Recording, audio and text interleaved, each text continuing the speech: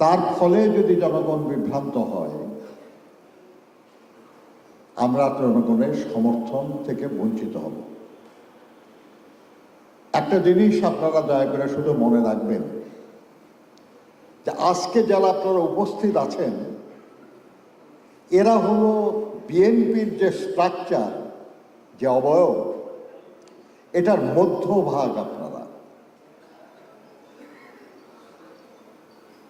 একটু খেয়াল করার চেষ্টা করেন। আপনাদের উপরে আছে কেন্দ্রীয় কমিটি, আর আপনাদের নিচে বেস লেভেল কমিটিগুলি। অত্যন্ত গুরুত্বপূর্ণ এই অংশটা। আল্লাহর সৃষ্টিতে কোনো ব্যতিক্রম পাবেন না, বড়ই স্ট্রাকচার তার সৃষ্টি। এই মধ্যভাগে যেমন আমাদের শরীরে হৃৎপিণ্ড আছে, আরো বেশ কিছু অঙ্গ আছে, খুবই গুরুত্বপূর্ণ। শুধুই হৃৎপিণ্ডের কথা ভাবুন, মাথা একদমই কাজ করবে না যদি সেখানে রক্ত সঞ্চালিত না হয়। পা অবশ হয়ে যাবে শুধু যদি সেখানে রক্ত সঞ্চালিত না হয়। আপনারা সেখানে অবস্থান করছেন। আরো অনেক অনেক কিছু দিয়ে আমি বোঝাতে পারতাম আপনাদের যে কত গুরুত্বপূর্ণ আপনাদের অবস্থান। একটা শুধু বললাম, কাজে এখানে কোনো দুর্বলতা আমাদের পুরা স্ট্রাকচারটাকে ধ্বংস করে দেবে। আল্লাহর ওয়াস্তে আপনাদের নিজেদের গুরুত্বটা অনুধাবন করুন, এবং এই অনুধাবন করেই আমাদের ভারপ্রাপ্ত চেয়ারম্যান মহোদয় এই সিদ্ধান্ত দিয়েছেন যে আমাদের এই কর্মসূচি আমরা প্রথম আপনাদের সামনে উপস্থাপন করব, এবং আপনাদের মাধ্যমে এটা বিস্তৃত হবে সারা দেশে। যে আস্থা তিনি আপনাদের উপর স্থাপন করেছেন, যে আস্থা আজ আমরা আপনাদের উপর অর্পণ করতে যাচ্ছি, আমরা আশা করব যে আপনারা সেটার গুরুত্ব অনুধাবন করবেন এবং সেই অনুযায়ী বাস্তবায়নের চেষ্টা করবেন।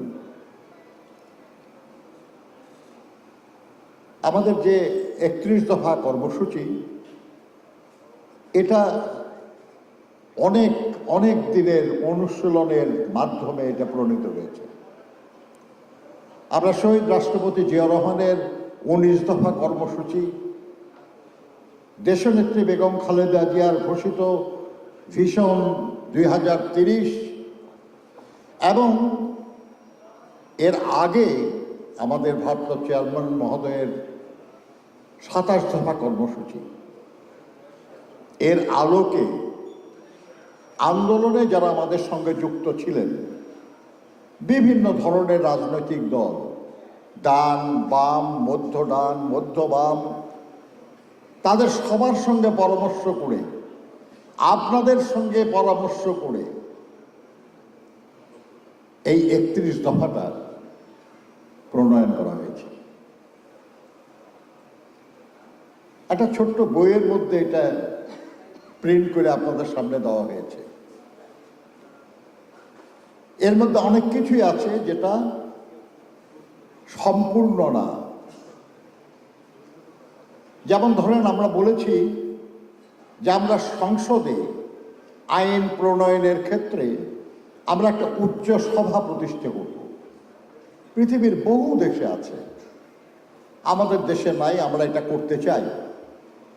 বিশেষজ্ঞ জ্ঞানের অধিকারী, অভিজ্ঞতা, সক্ষমতা বিবেচনা করে কিছু লোকের সমন্বয়ে এরকম একটা প্রতিষ্ঠান গড়ে তোলার কথা। কিন্তু সেটা কতজনের হবে, কিভাবে তারা নির্বাচিত হবে, এর কিছুই এখানে আপনারা পাবেন না। এরকম আরো বেশ কিছু বিষয় আছে। যেমন আমরা বলেছি যে রাষ্ট্রপতি প্রধানমন্ত্রীর ক্ষমতার ভারসাম্য, প্রধানমন্ত্রী মন্ত্রিসভার ক্ষমতার ভারসাম্য, প্রশাসন আইন ইত্যাদির মধ্যে ভারসাম্য আমরা বলেছি, আমরা চাই এবং আমরা আশা করি সেটা করা হবে। কিভাবে কতটা এর বিস্তারিত এখানে বলা নাই, এগুলো আপনাদেরকে জেনে নিতে হবে। কারণ আপনারা যখন বলতে যাবেন, যাদের কাছে বলতে যাবেন তারা হয়তো আপনাদেরকে জিজ্ঞাসা করতে পারে এবং আপনাদেরকে জবাব দিতে হবে।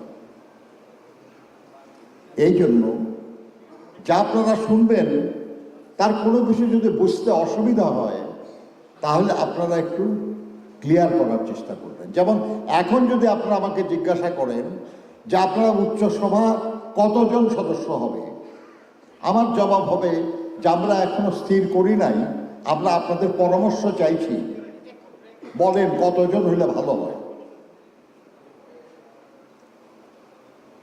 কারণ আপনাদের মতামত নিয়ে আমরা করতে চাই এটা।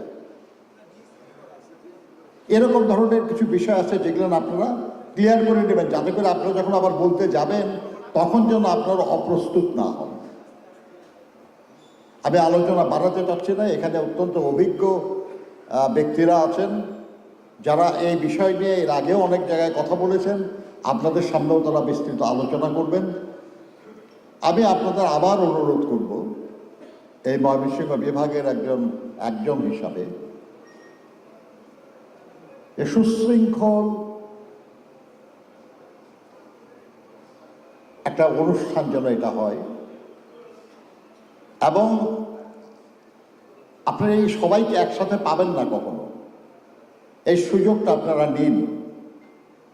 যারা এই বিষয়গুলি নিয়ে দীর্ঘদিন ধরে কাজ করছেন তারা আপনাদের কাছে এটা উপস্থাপন করবেন, তাদের কথা শুনুন একটু মনোযোগের সঙ্গে। কারণ যদি আপনি মনোযোগের সঙ্গে না শুনেন, যদি না বোঝেন, আপনি আপনার কর্মীদের সামনে, আপনি আপনার জেলার উপজেলা বা পৌর কমিটির নেতাদের কাছে আপনি অপ্রস্তুত হবেন, লজ্জা পাবেন।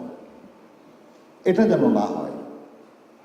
এটাতে আপনার লজ্জা না খালি, আপনার ক্ষতি না খালি, ক্ষতি হবে বিএনপির, ক্ষতি হবে সেই মহিয়সী নারীর যিনি বিনা অপরাধে শুধু আমার আপনার জন্য, এই দেশের মানুষের জন্য বছরের পর বছর কারাদণ্ড ভোগ করেছেন। ক্ষতি হবে তার যিনি শুধু আমার আপনার দেশের মানুষের জন্য দেশ থেকে বাইরে থাকতে বাধ্য হচ্ছেন। ক্ষতি হবে তার যারা আমাদের জন্য জীবন দিয়েছেন, গুম হয়েছেন, খুন হয়েছেন, মিথ্যা মামলায় বছরের পর বছর কষ্ট করেছেন। এদের কারো ক্ষতি করার অধিকার আমার আপনার নাই। কাজেই তাদের কথা ভেবে আপনারা দয়া করে আজকের দিনটা ওয়াকফ করে দেন, দলের জন্য ওয়াকফ করেন। অনেক তো করেছেন আপনারাই তো করেছেন। মনে রাখবেন, এই একদিন আপনার আগামী বহুদিন সাহায্য করবে।